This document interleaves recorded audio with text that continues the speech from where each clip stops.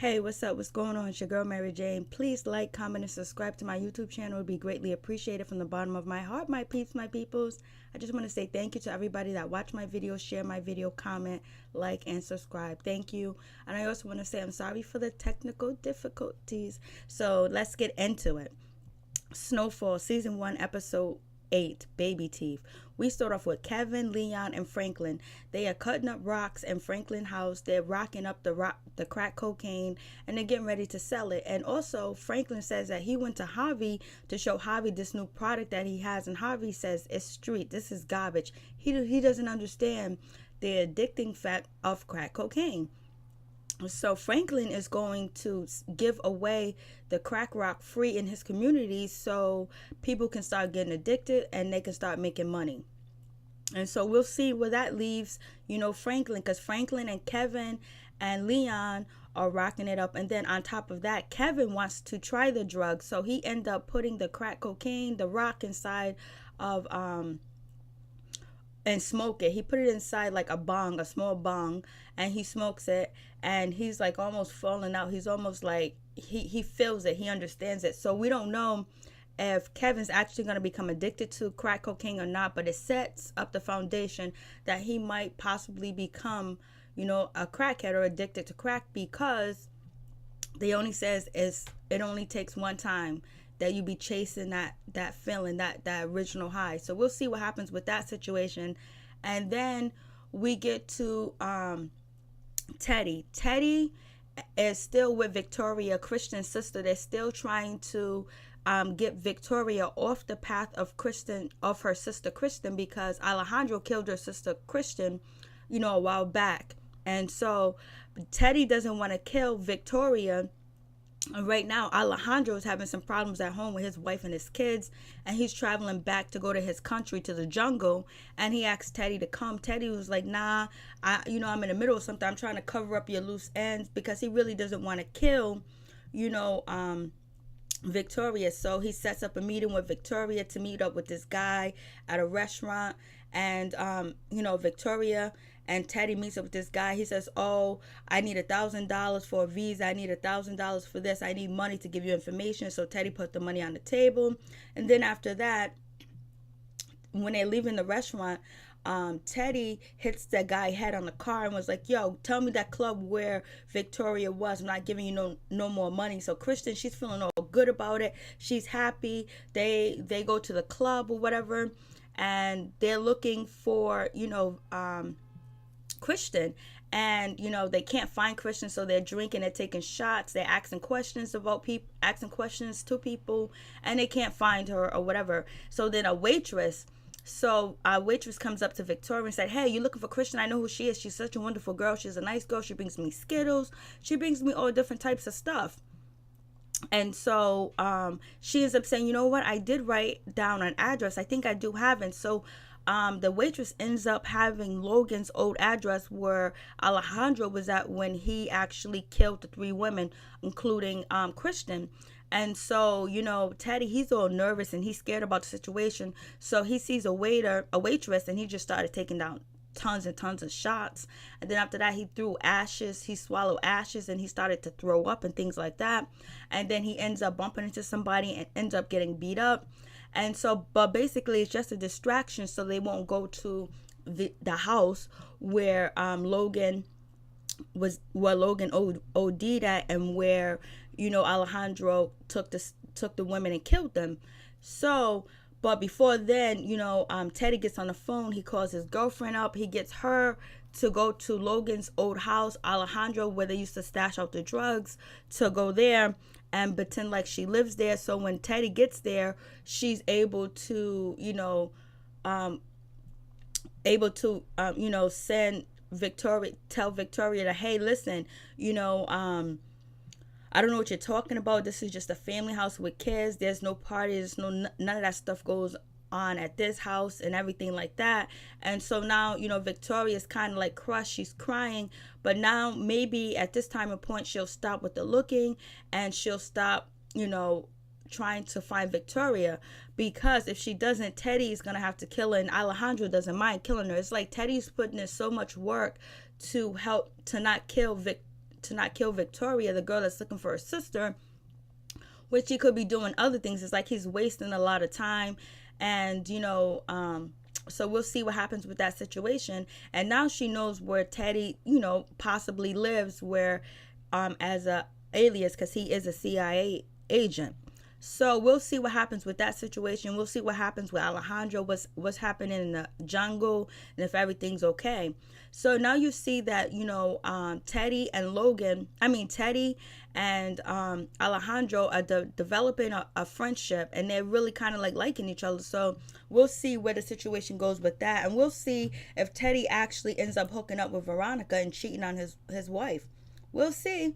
And so now we're going to get to Lucia, Gustavo, and Pedro's, issue. So like I was telling you in the other episode, Pedro is jealous of Lucia and jealous of Gustavo's relationship that they have, and he's also upset that Lucia brought in Gustavo as a partner, and he's also jealous that Gustavo has connections where he can sell the drugs and get the money back. So I told you Pedro was gonna go snitch to his father, but Pedro went to go snitch to his father and tell him that they're selling drugs, they're cutting up drugs. But I don't know exactly if Pedro told his father that they killed their father's good friend, and they robbed and they broke into his house. I don't know if Pedro told him all that information.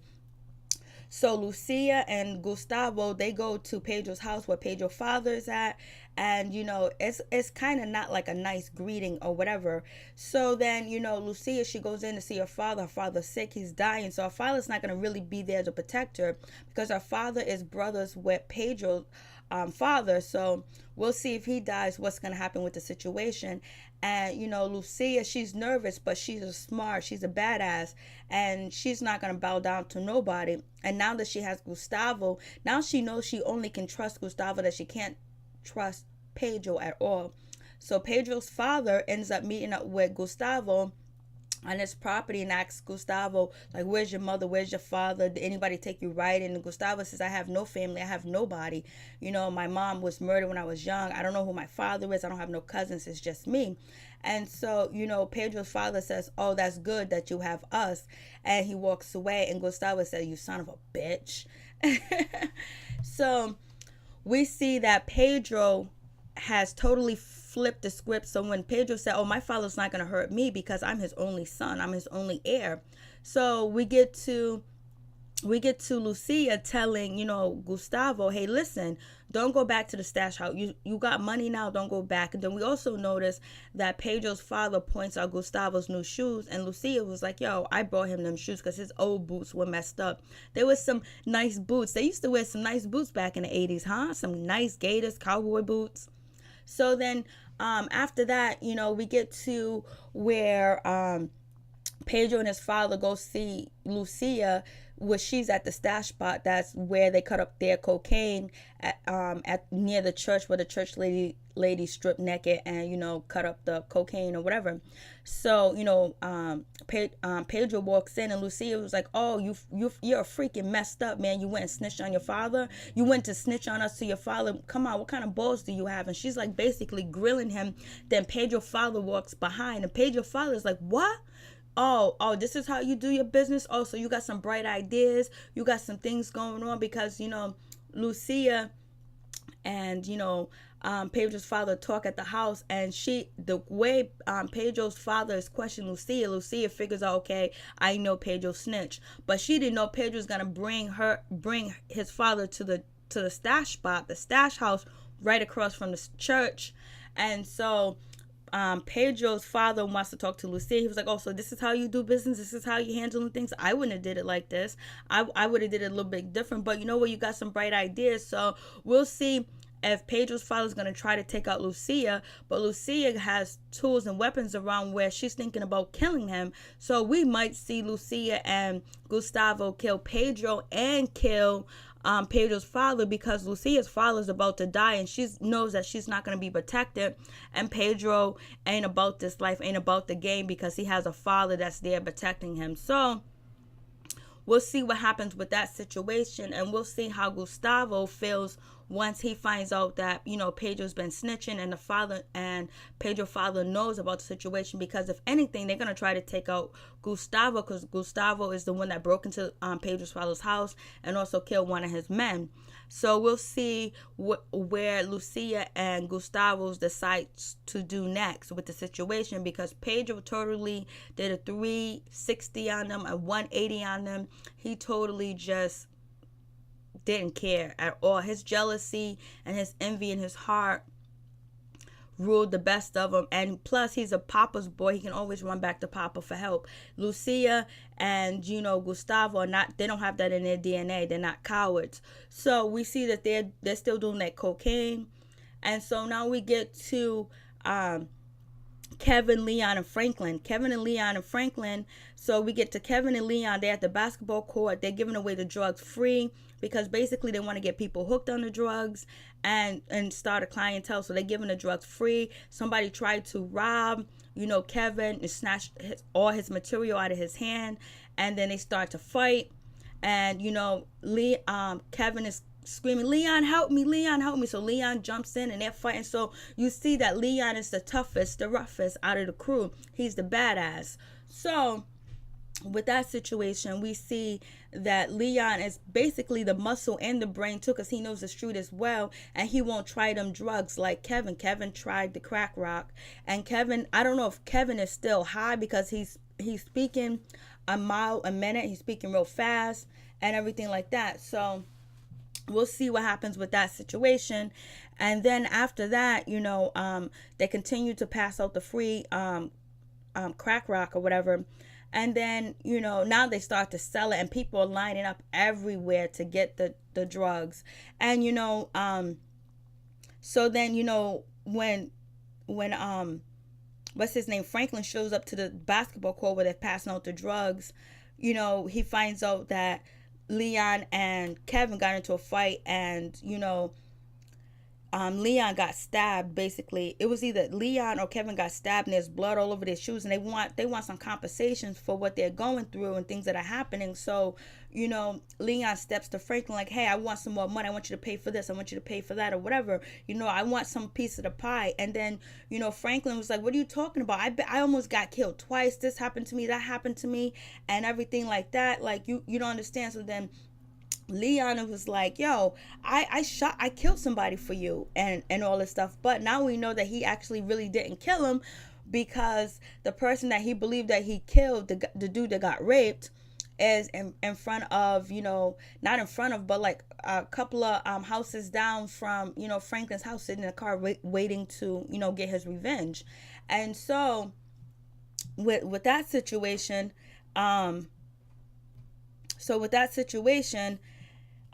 you know, it's not a good look for Kevin. It's not a good look for Leon and Franklin to be fighting, because they got enemies all around, and they don't know some of their enemies. And by them fighting each other, they're not paying attention to what's going on. But I guess they have to squabble. I guess they have to beef with each other for the situation to get better. So they fight. Leon bounces. He was like, he don't want nothing else to do with this. Franklin and Leon, they fight. You know, Kevin breaks up the fight and all that other good stuff. And then Leon is leaving. He was like, "I don't want nothing to do with this, blah blah blah, it's over." And so Kevin talks to Franklin, "We can't have this going down. We can't have fighting among each other, blah blah blah." So Kevin is kind to like reason out with Franklin. And so then the next day comes, and, you know, Kevin is talking to Franklin like, "You know, Leon's gonna come back. Remember when you guys had this beef? Remember when you guys had that beef? Remember when you guys were fighting this and that? Well, you know what? He's gonna get over it, so don't worry about it." And so anyways, now Kevin's at the basketball court selling all the crack rock, because they got customers, they got fees from everywhere, and so they run low. So Franklin, he runs back to the crib to go get, you know, the other drugs. And that's when, you know, Leon is at Kevin's house knocking on the door saying, "Hey man, I apologize, I'm sorry, let's get back to business," just like Kevin said. But unbeknownst to Leon, the dude that he thought that he shot and killed is down the street in the car watching him with the gun cocked and loaded. And so, you know, Leon is banging on Franklin's door, but Franklin is coming to his house from the basketball court. And so then the dude comes out, and I guess he shoots he shoots, Leon. He shoots him in the stomach, on the side of his stomach, and then he shoots him in the leg. And so he's laying in, Franklin's backyard. So once Franklin gets back to the house, he doesn't notice that when he runs up on the porch, Leon radio is sitting on the porch, because Leon takes his radio everywhere if he's walking. And so then, Franklin goes to get a drink of water, and he looks outside and he sees Leon laying in the backyard with bullet holes and everything. So Leon is laying with 2 bullet holes. Franklin runs outside, takes off his shirt, gets some clothes, and tries to stop the blood, slow the blood down from bleeding out. And so he runs inside. He calls 911. And at this whole time, Leon is trying to tell Franklin, no, don't call 911. So then Franklin comes back. Leon says to Franklin, hey, listen, you got to hide the crack, hide the drugs. So then Franklin wasn't even thinking about that, but Leon's on the ground bleeding, about to die or whatever, and he's thinking about saving Franklin and saving Kevin to make sure that they don't get caught selling the drugs. So then Franklin, he hides the drugs, he runs, throw them in somebody's apartment, stash it, and he goes back to Leon to make sure Leon's all right. So it shows you how close Leon, how much Leon looks out for Franklin and got his back. He's taking bullets for Franklin, and he thought he murdered for Franklin. So then we skip from that scene. We don't know if Leon's actually going to survive or make it, but I'm hoping that he does pull through and do make it, because this is going to be a real stain on Franklin's membrane if Leon dies. And then Kevin's good, he's knowledgeable, but he doesn't have the power, and he doesn't have the most of the street sense that Leon has the street knowledge, the hood sense, and he also is feared, and he can fight, and he's like a protector, he's like a bodyguard or whatever. So we'll see what happens with that. And then we get Franklin. He finally goes to see Jerome. He goes to see his auntie Lou, and he lets them know that, hey, listen, I got a new product. It's called crack rock. We break it up. We can sell it in the hood. We don't have to go to the white neighborhood. And out of a key, we can make $100,000 off of 1 key. That means we can be making 7 figures. And Jerome still was like, I don't know if I really want to do this, because Jerome is nervous. He doesn't see it like this. And so Franklin was like, yo, just think about it. We'll make this much bank, this much cash. We'll make more money and all this other stuff. And Auntie Lou was like, yo, Franklin's going to do this with us, without us. So we might as well get into it, because it's 7 figures. And, I can have everything I dreamed of. So now I know it's clear that Auntie Lou and Jerome are not brother and sisters. Thank goodness, because they made it seem like in a bunch of episodes that the way the camera focused and the way Franklin looked at his aunt and looked at Jerome, looking at each other or having passion towards each other, was kind of like ill, disgusting. So I guess they are not related. So they're not related. So it's a much better relationship. And so So Jerome and Lou decides that they're going to help, Franklin. And I knew that was going to come along. So now they're going to be rocking up the crack cocaine and selling it in the hood. And we'll see when Franklin brings all these brings the numbers and the money back to Javi's going to get involved. And we'll see if Franklin's going to make he's going to blow up. And also, Jerome says, yeah, we're going to be the first one doing this here. And, LA, we're going to blow up. We're going to draw attention to ourselves or whatever. But it is what it is right now with the situation. And so Franklin is in too deep now to turn back around. Leon is in too deep. Kevin's in too deep. And we'll see what happens. And we'll see if Franklin and Gustavo and Lucia hook up, making crack rock together, because they know each other, and it's going to start to hit the street where people are going to want the crack rock because it's cheap. It's only $10. And they might end up getting a business together, because Gustavo and Lucia are soon going to part ways with Pedro and his father. And it's probably going to be a little war. So we'll see what happens in the next episode. So thank you, everybody. Peace. I'm out.